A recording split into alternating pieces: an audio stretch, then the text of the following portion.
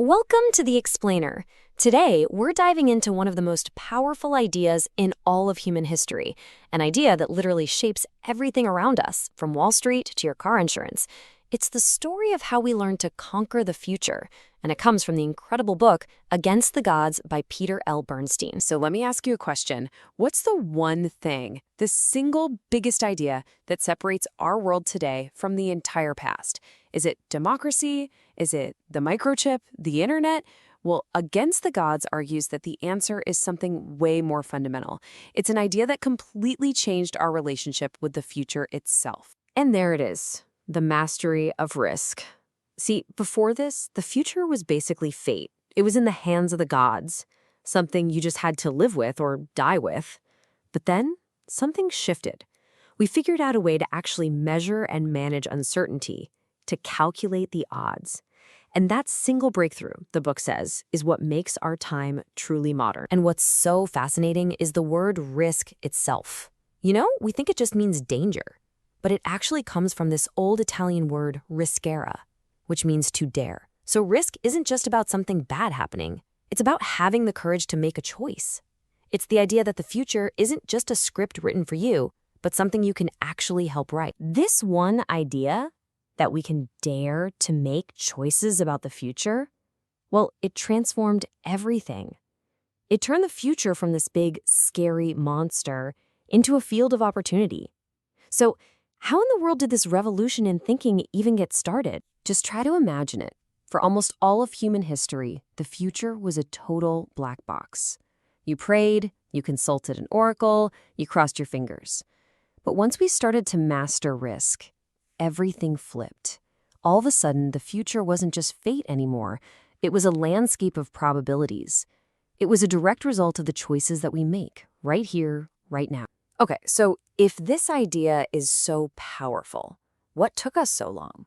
I mean, why didn't the ancient Greeks, with all their incredible math and philosophy, figure this out thousands of years ago? Well, it turns out humanity was missing two absolutely critical ingredients.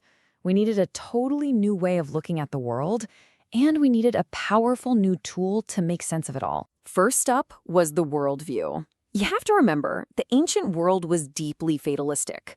The future was seen as something already decided by the gods or destiny. But then the Renaissance came along and sparked this radical new idea that maybe, just maybe, humans could be in charge of their own fate. The future wasn't just a circle, doomed to repeat the past. It was a straight line, an open road. The second missing piece was way more practical. It was about the numbers. I mean, seriously, have you ever tried to multiply CXXI by XLV? It's a total nightmare. Roman numerals were okay for carving dates on buildings, but for the kind of complex math that probability needs, forget about it. The absolute game changer was the Hindu-Arabic system, with its simple digits and, the most important part, the idea of zero. Without it, none of this works. So now the stage is set. We've got this new optimistic worldview, and we've got a number system that can actually do the heavy lifting. The intellectual tinder was dry, and the spark that lit the whole thing on fire came from, of all places, the gambling table. Let's meet the key players. First, way back in the 1500s, you've got this guy Cardano, a brilliant doctor but also a total gambling addict. He's the first person to even try to write down the mathematical laws of chance. But the real breakthrough, the big one, happens in 1654. A French nobleman gets stumped by a gambling puzzle and asks the famous mathematician Blaise Pascal for help. Pascal then writes to his buddy, another genius mathematician named Pierre de Fermat. And the letters they wrote back and forth didn't just solve a puzzle, they invented the entire theory of probability. And this was the puzzle that had been stumping people for centuries. It's called the problem of the points. Okay, picture this. Two people are playing a game to 6 points for a big pot of money, but they have to stop early. Player A is ahead, 5-3. So how do you split the cash fairly? The leader should get more, sure, but exactly how much more? They needed a system, a rational way to figure it out. And the solution that Pascal and Fermat came up with was just beautiful. Using this elegant pattern of numbers, which we now call Pascal's triangle, they had a huge realization. The key wasn't to look at the score, at what had happened. The key was to map out all the different ways the game could have finished from that point on. By laying out every possible future, they could calculate the precise probability each player had of winning. And just like that, for the very first time, the future could be expressed as a number. Now, this discovery was way, way bigger than just a toy for gamblers. The ability to calculate the odds was about to leap out of the casino and start solving some of society's biggest and most serious problems. So, fast forward to the 1660s in London. You have these grim public lists called the Bills of Mortality. Every week, they'd publish how people died: plague, fever, even being affrighted. It was just a messy, tragic list of data. But this London merchant, John Grount, starts looking at them. And where everybody else just saw chaos, Grount saw something incredible. He saw patterns. The life table he created from this data was just jaw-dropping. Check this out. He calculated that out of every 100 babies born, only 64 would make it to their 6th birthday.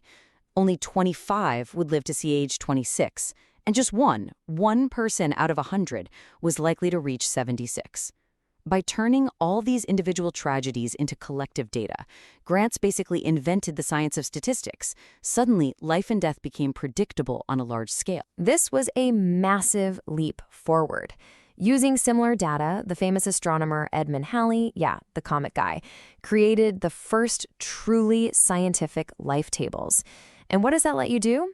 Well, for the very first time, governments and companies could start selling things like life insurance and annuities, not based on a prayer or a wild guess, but on the cold, hard, statistical probability of how long you were likely to live.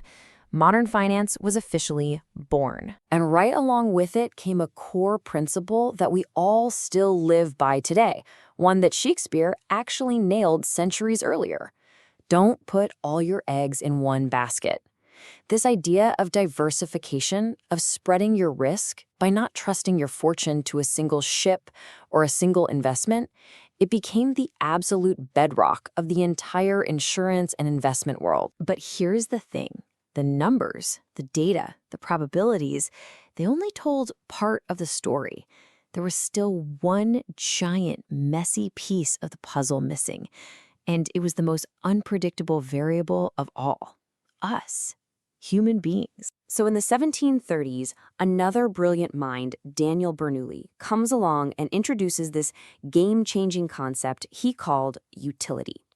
He said, look, there's a huge difference between expected value, that's the cold, hard math of an outcome, and expected utility, which is what that outcome is subjectively worth to you, personally. And he used this famous puzzle to prove his point. It's called the St. Petersburg paradox. Imagine a coin toss game. The prize starts at $2 and it doubles every single time the coin lands on tails. When it finally hits heads, you win the pot. Now, mathematically, the expected value of this game is literally infinite, so you should be willing to bet everything you own to play, right? But would you? Of course not. Your gut screams that the chance of getting that massive payout is tiny. And this is Bernoulli's genius. He basically said that the value of money depends entirely on how much of it you already have.